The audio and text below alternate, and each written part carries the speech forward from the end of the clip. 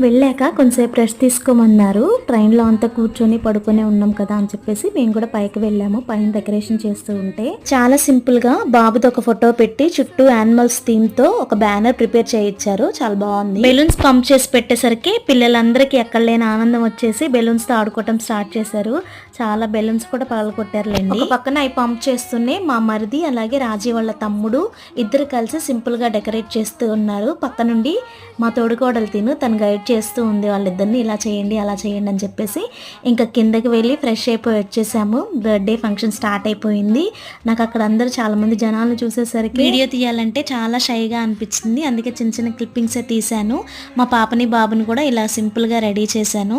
Birthday boy అని చూపించలేదు అనుకుంటున్నారా, ఫోటోషూట్ లో చాలా బిజీగా ఉన్నాడు. చాలా క్యూట్ గా అనిపించాడు ఆ డ్రెస్ లో. పక్కన ఫొటోస్ యాడ్ చేస్తాను చూడండి, భలే ఉన్నాడు కదా. ఫొటోస్ కి పోస్ట్ భలే ఇచ్చాడు. ఈ వీడియో నచ్చితే ఒక లైక్ చేసి సబ్స్క్రైబ్ చేయండి.